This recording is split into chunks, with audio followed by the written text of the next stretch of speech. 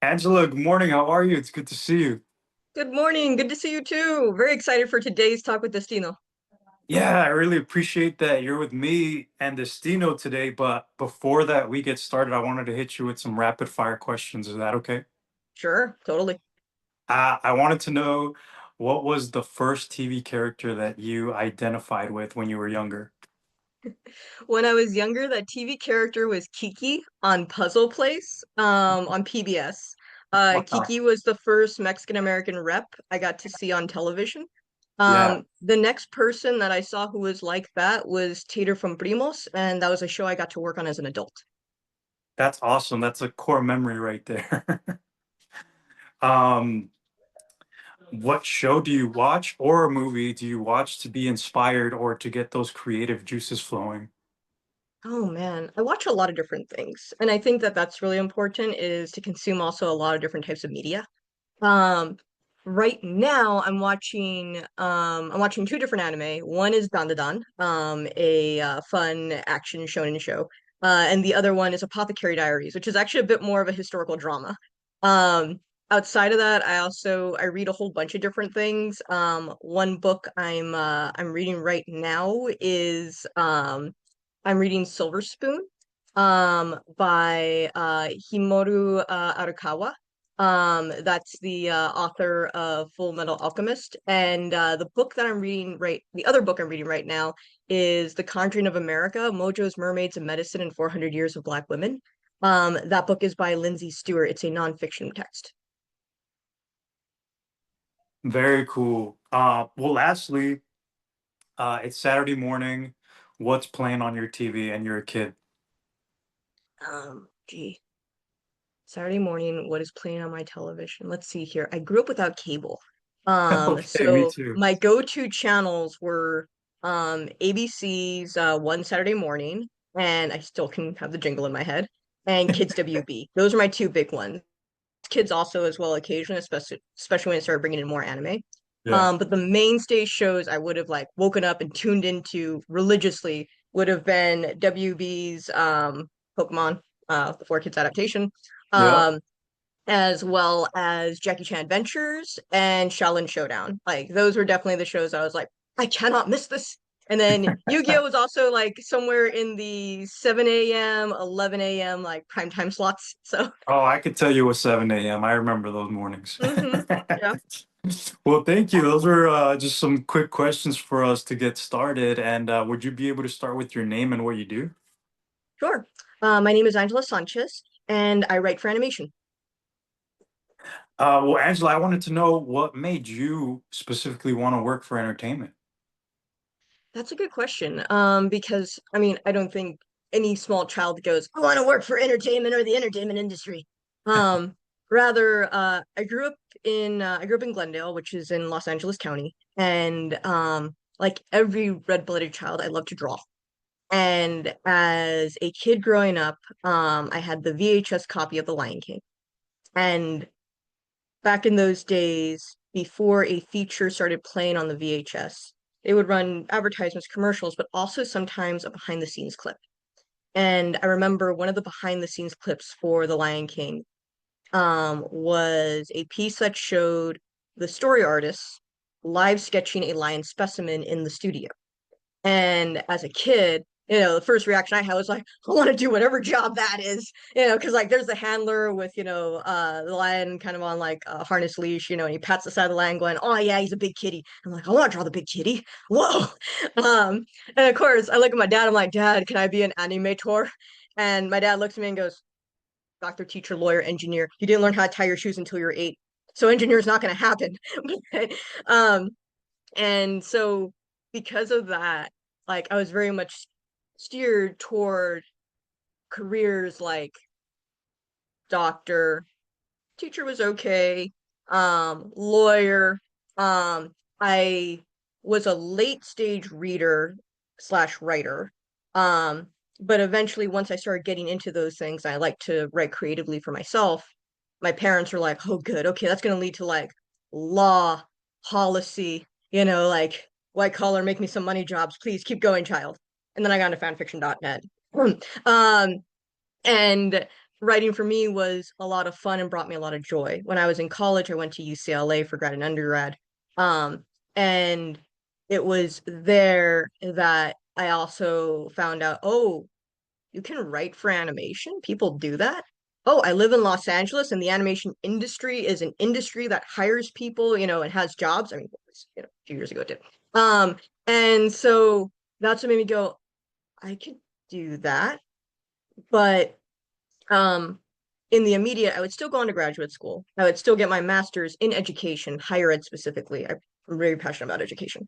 And I would go on to work in education policy slash philanthropy. And so I had a very, very different career before I entered the animation industry. But we can talk about that more afterwards. Yeah, well, I mean, we're here to talk about and celebrate the work that you've done on Primos. So, would you be able to take me through that journey and what it was like for, say, day one of being in the writing staff for that show? Yeah. So initially when Primos's writers room kicked off, we were still remote. This was in early 2022. There were still a lot of precautions around COVID-19, making sure that we were all staying safe, not exposing anyone unnecessarily. And so our writers' room was virtual. Um, but that also didn't stop a lot of the connections that the writers all felt together. So day one was a strong feeling of just collegiality. Our showrunner, Natasha Klein, was amazing about being both very inclusive, taking steps back. She was not an overbearing showrunner. She was very much the type of person who said, "This is a collaborative space. I want to hear your ideas." And I think having having someone like that as your boss is a major game changer. And so we all felt very encouraged to share. I didn't start out as a staff writer in that room. I started out as an associate writer, which is a more junior writing role. It's not a script coordinator, but you are kind of treated like a junior staff writer. And I was still very much someone who was included and encouraged to share my ideas in that space. Um, our other staff writers included Rosemary Contreras, who is a veteran writer herself, having been on the original Dora all the way through Casa Grandes and then Primos. Um, Having also other first-time staff writers like Edlin Ortiz and Diego Salazar Castro very much made it a warm and supportive space. And because we were all like, oh, we're all here for our first time. And then we also had Miki Crisostomo, who this was her sophomore staff writing role. And so this is the second time she had been a staff writer, previously coming to us from the Owl House. And then also our story editor, Carla Shropshire, was someone who made sure that that space was like, I want to hear what you're thinking, or, there are no bad ideas. Throw out whatever joke or, riff that you have on this, and then we'll figure it out from there. So from day one, the Primos Writers Room was a space where it felt safe to share ideas. It felt safe to share our personal stories because that's what Primos was at its core. Natasha was sharing with us her own very personal story of growing up in Southern California, of having a whole bunch of cousins. Natasha personally has over 23 cousins. And um, and in this case, we had 12 we had to work with plus Tater. And so at its core, Primos is a story about family and heart, and we were all encouraged to share those kinds of stories and experiences. Yeah, what would you say is something that you brought to that room or something that made you stand out? So I was known as a sad writer in the room, which is hysterical for a comedy show.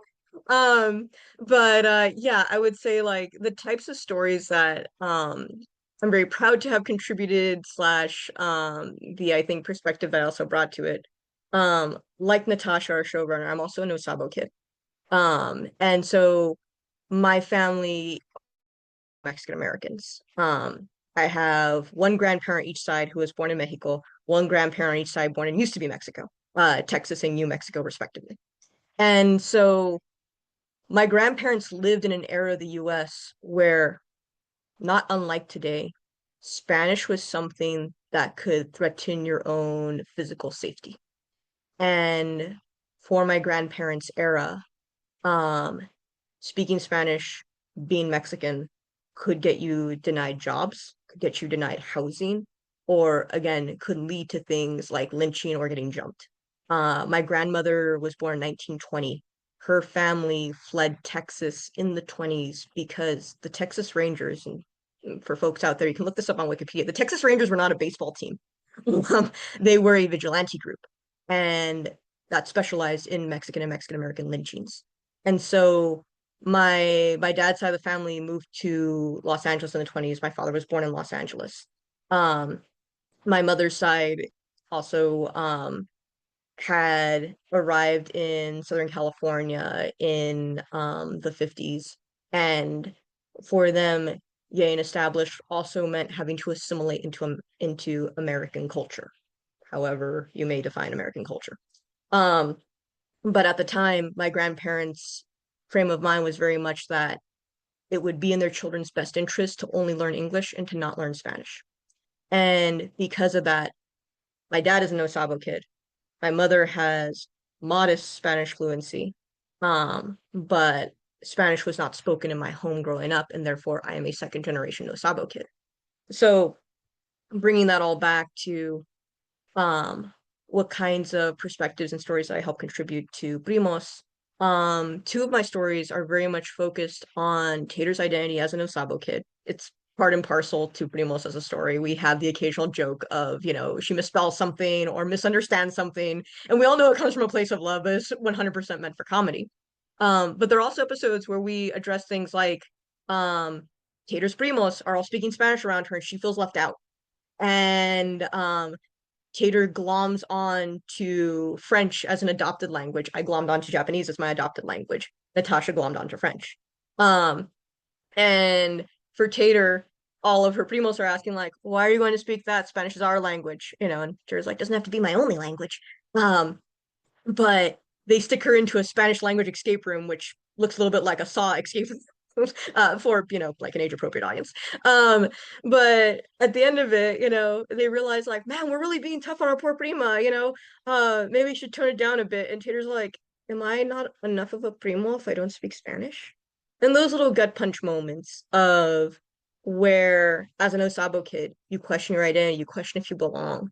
Um, those are things that those were already baked into the premise of Primos, and those were things that I was happy to also delve into as part of the writing team for Primos. So Summer of No Sabo and then Summer of La Cultura is a later episode where Tater can't Mexican for all of like the Mexican things. So like she's at like a pan Latino festival and she can't dance folklorico. She can't swing a balero on the balero de copa. She can't like even like flip a tortilla, like it's bad. And she's like, "Oh my God, am I a fake?" Um and her primos are like, "Dude, like identity isn't an absolute value. You don't have to be like perfect. We don't, this is like a very technical term. We don't use it in the show, but it is a no true Scotsman fallacy. The idea that you must be like perfect on everything in order to be truly XYZ identity." And Tater goes, "Oh, so I don't have to be perfect at everything." It's like, no, your identity is you. And you can find the things that you're good at. You can choose how to participate as you want. The goal is that you participate. And so um, I would say, yeah, those are moments in the show that I was really proud to be able to write and to bring out. They are very heartfelt. They are a little bit, more sensitive, and I think though that also helps bring out the heart of Primos too. So yeah, those are fun parts that I really enjoyed bringing out in the show. Yeah, and those are very specific stories that definitely a lot of us can relate, and we start to see ourselves and our stories on screen. What would you say is one of your biggest takeaways from working with the writing team on Primos? Oh, biggest takeaways. I mean, I also feel like I learned a lot from my senior writers on that team. Um, and so like Diego, for instance, you can tell which episodes are written by Diego. Um, like his are some of the most off the wall, like semi-surreal out there episodes. So like Summer of La Hamaca, which is kind of like a one of our like summer horror pieces. Um, Summer of Breaking Bud. Those are all kind of like, oh, they're a little bit more out there. They're a little bit kind of off the deep end. And I think one thing I definitely learned from my colleague on that one is like, how do you push humor? Um, because your showrunner or your executives, they'll reel you back in and say, okay, we like that, but keep it over in this space. But if you can start from an out there space, that is better than starting all the way back here and having to be pushed toward pushing it. So I think like I definitely Primos was also for me a good course in building my comedy chops. Which is not to say like I'm not funny, but that's to say that um I got to see more of like the pacing of the types of jokes that we were building into our everyday sitcom show. Um, Other writers like Edlin specializes in romance. And Mickey does an awesome job with wordplay that is just enviable to me. And Rosemary, who has, again, been on so many shows over the years, just brings her honestly, it's like Rosemary's kind of like a combination of all things between like humor, like wit, and everything else, but also just the seniority of seeing the way that she frames story and structures story. So I feel like I got to learn a lot from each of my colleagues in this room. They were all very different things. And for anyone who is currently either aspiring to get into a writer's room or is still a younger professional as a writer, um, paying attention to the way that other people approach stories, you will always have a chance to learn. Even if you don't agree with something or you feel like, oh, but they're not that good. Why isn't whatever it is that they're pitching working? There is always something to learn, even if you feel that something isn't working, because that means that you're able to identify, like, oh, how can this be better? And in a writer's room, like in the setting for Primos, nothing that we ever put forward to the group was ever perfect, but that's why you have writers' rooms because the goal is to be able to pitch on how can this be better or ooh, I know exactly what kind of joke could go here. It's a collaborative process. And I think that if you're writing alone, you're doing it wrong. Um, you should be working with other writers in order to take your writing to the next level. Well, for you specifically, how would you prepare to help write an episode of Primos? How do you contribute?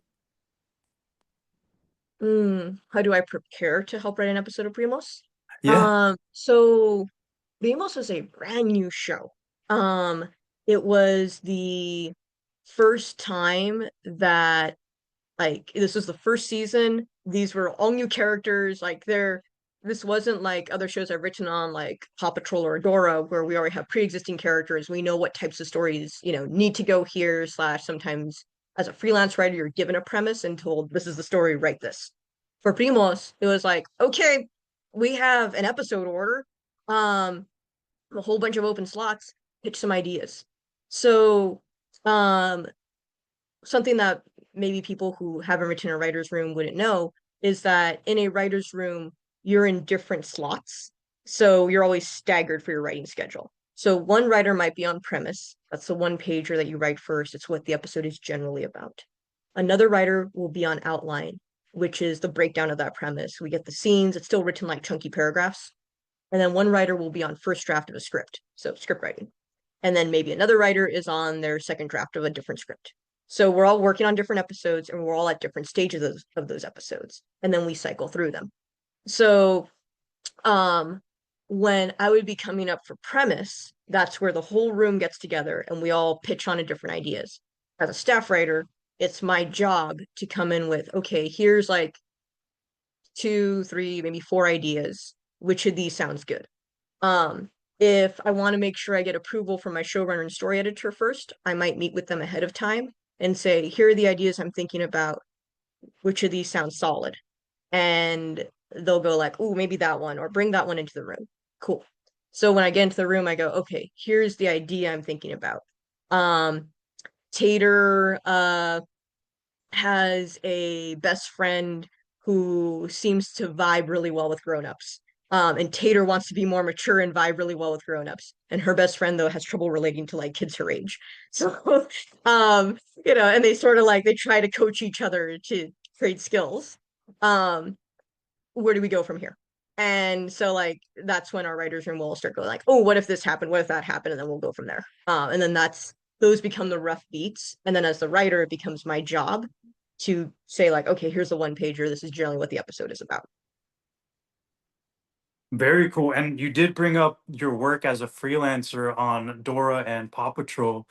How did those jobs come about, and what are the type of roles, or what do they need from you when they invite you on a project like this? Yeah. Um, so freelance work comes through a variety of ways. Usually it is through referral. Um, for me, so I started writing on Rubble and Crew after I rolled off of Primos. Um, and that came through a referral from an executive I knew over at Spin Master. So Rubble and Crew is a spinoff of Paw Patrol. And Spin Master is the company that owns both Paw Patrol and spinoff Rubble. Um, the executive recommended me for an interview with the showrunner, and the showrunner said, like, hey, you sound cool. Send me some samples. Hey, your samples check out. Great, let's have you on the show. Um, and then for from there, that showrunner has called me back for successive seasons on Rubble and Crew. So he has reached out and said, like, hey, we're having another writer summit. Would love to have some of your ideas. You'll do a writer summit, you pitch some ideas, we write at the premises, and then over the course of the next few months, I'll get an email in my inbox saying, hey, you're up for this. You know, it's just a virtual version of the writer's room. It's now your turn to get onto this episode. We're going to take you through premise, outline, draft one, draft two of your script. Um, so and then Rubble and Crew led to Paw Patrol. Since I had been working on that series, later on I got outreach to by the story editor from Paw. So being in one ecosystem allows you to also tap into others. Um, for Dora, I had a friend who was a story editor for there and said, hey, we need someone for this next freelance assignment. Are you available? So participating in the animation community is very important because your friends are the people who will refer you, or in some cases, maybe even hire you. Um, but in order to be considered, you have to show up and you have to, and whether, by the way, showing up can be virtual, showing up can be physical. You do not necessarily have to live in Los Angeles in order to participate in the animation community. During the pandemic, everything was virtual. And because I was engaged through an organization like Latinx Animation and also through other online writing communities, I had friends who had reached out to me and said, hey, we need someone for this short YouTube web series. Would you be interested? Sure, never say no. Um, and then that led to other things as well. So showing up, being present are some of the first steps that one takes in order to get considered for freelance writing opportunities. What would you say was the first project that really gave you that confidence as a writer for a TV? Um, so the very, very first like script project that I worked on, was Coco Melon Story Time, and that was a podcast. And by the way, for folks out there, podcasts for preschoolers aren't like, so today we're going to talk about red square or blue square. No, podcasts for preschoolers are they're musical sing-alongs. So equivalent to like when I was in preschool, we had a boom box, and it had a CD or a cassette tape in it. And it would play like sing-along music. So a podcast is that. It's the same like voice actors, sounds and overall musical themes that you would hear on a TV show. It's just audio. So Cocomelon Storytime was very much like, okay, we're going to share a story with our audience. And they asked me for story pitches. And so I threw out a few different ideas. They were specifically asking for Mexican folklore. And so I pulled on a few different ones. One of them being one that I grown up with. It was a fox and coyote story.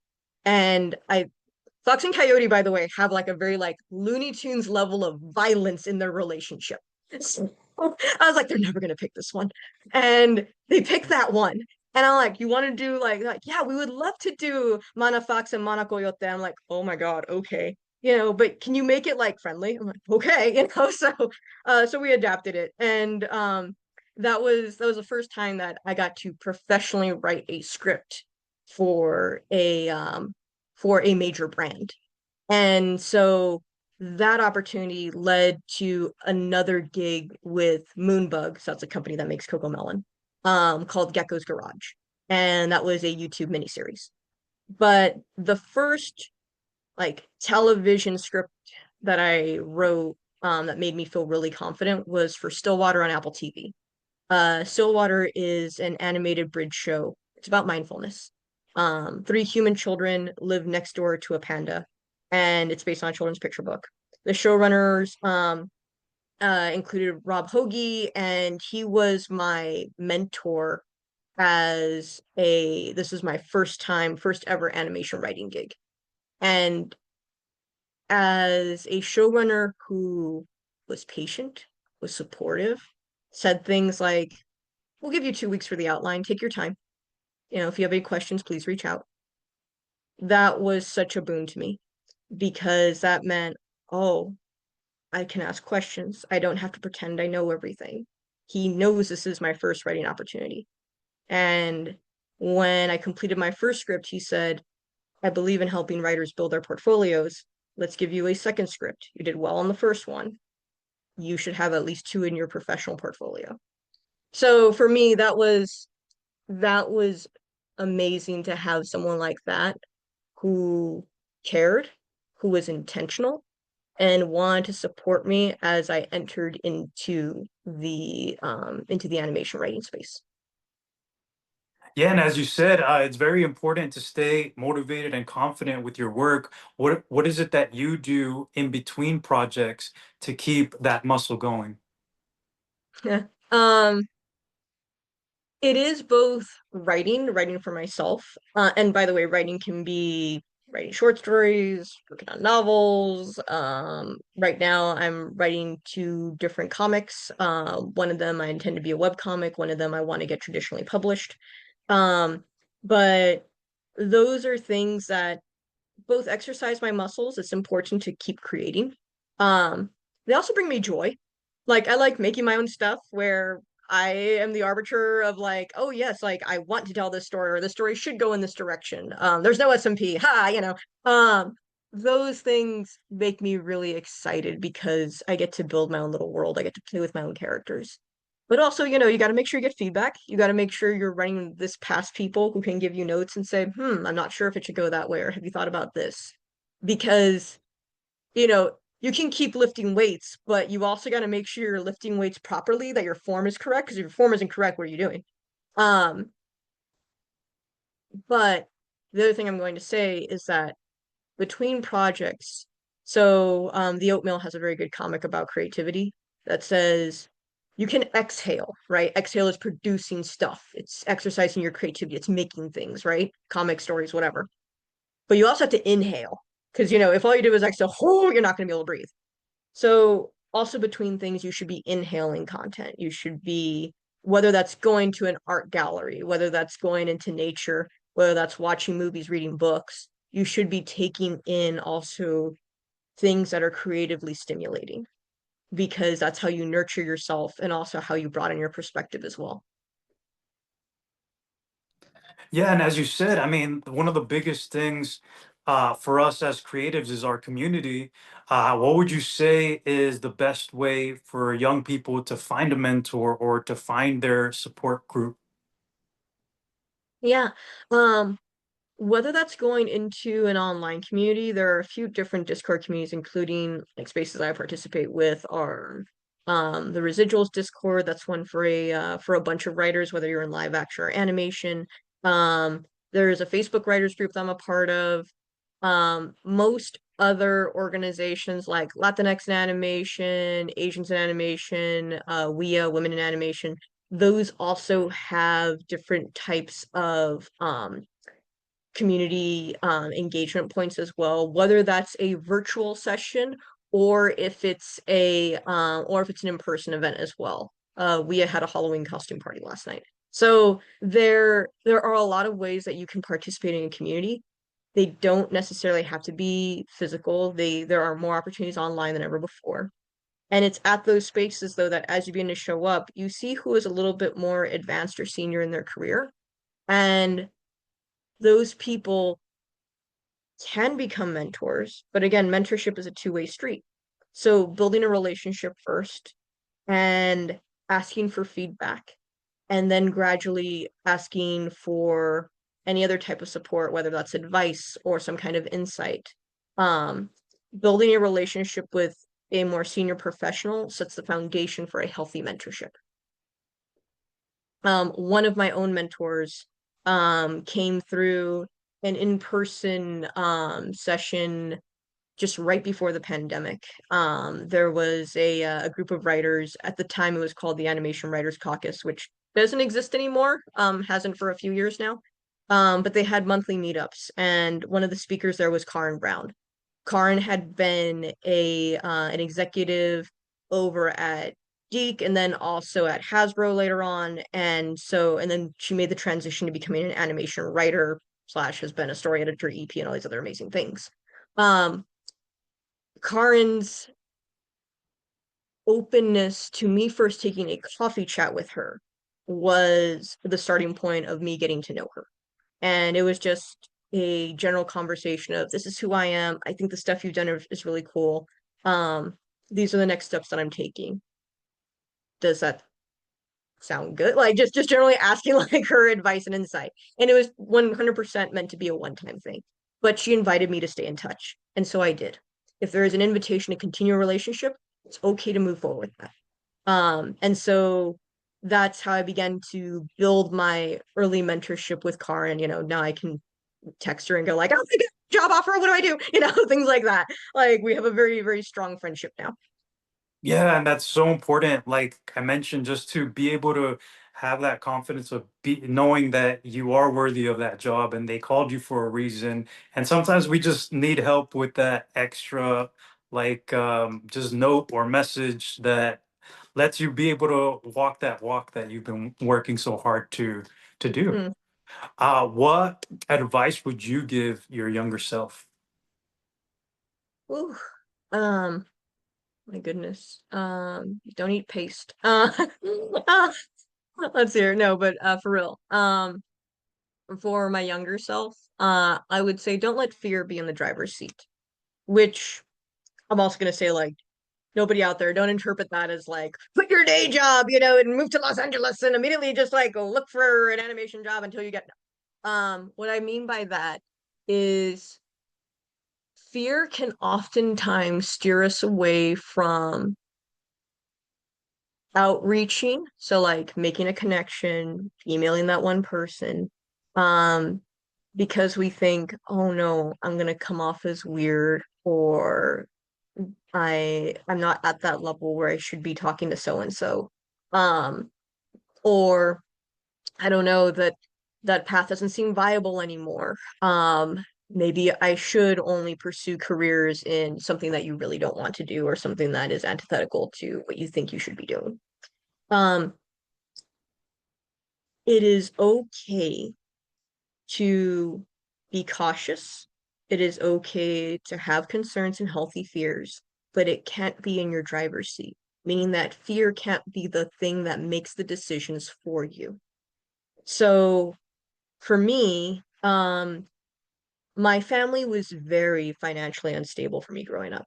And my father and I had lost our home during the recession. We bounced between motels, cold winter shelters, eventually wound up in a family shelter. Very much by the time that we got Section 8 housing, and by the time that I got into college, there was a very strong pressure to make sure that I finished my degree and had a stable job lined up afterwards. Um, that was a mindset of survival and also making sure that we could have a financially secure and stable pathway going forward. So I was not in a position to take unpaid internships. I was not, which is very common in the entertainment industry. And I was not in a position to take low paying jobs that might build my network in entertainment, but not be sustainable for my family. And so when I got the offer for a fully paid, for a fellowship to continue on to graduate school and also be able to complete a master's degree, which would open up more higher paying opportunities for me, I took that route. Those are not bad choices. Um, and because again, education is something I'm passionate about. Education is something that I wanted to do. Those choices were not motivated by fear. Those were still motivated by things that I wanted to do. As I moved into a well-paying white collar professional job, and I continued to build financial stability, um, be able to make sure that my family was taken care of, then I started to open up and consider what are my current writing opportunities that I can do? What are things that are available and accessible to me? So I started to look at writing fellowships. And I also got curious about animation again. So this is a little bit of time later now going like, okay, I know animation is an industry thing. How do I start to move forward from there? And so I started taking storyboarding classes at my local community college. I like drawing. I don't want to be a storyboard artist, but that helped me understand how do scripts get passed on to storyboard artists? How do I have to write a script such that someone else on my team can take that script and understand what it's saying, because I gotta draw it. So that's all to say that you can have different things going on in your life. You can have things that are even scary slash things that might prevent you from making really big jumps or leaps if you don't have certain like financial cushions behind you. And that's okay. It's okay to be stable. It's okay to have a very different career outside of animation because that informs your perspective when you do work in a storytelling or creative space of any kind. The important thing is to never tell yourself that it's not a possibility. The important thing is to never mentally close yourself off from it and to keep an open eye for, oh, these are the things I can be doing right now, though. So when I say don't let fear be in the driver's seat, don't let fear close off pathways to you. It's okay to understand what is accessible, and it's okay to look at all the other options that you can have. Yeah, I agree. And it's definitely inspiring to hear all those stories, especially coming from you. And you've been so successful and your talent really shows on screen. And so I really Perfect. appreciate this conversation with you. Yeah, thank you so much for having me. This has been such a fun chat, and yeah, I'm really excited also. Like I've checked out a couple of like the Destino talks and stuff, so like I'm really excited to see more of what you do down the road too. Yeah, yeah. Conversations like this keep me inspired to keep meeting more people and kind of growing art network. So yeah, I'm happy that you've joined us today. Oh, thank you, Hugo. I really appreciate it. Um, yeah, let me know when this is live as well. I will do. Thank you so much.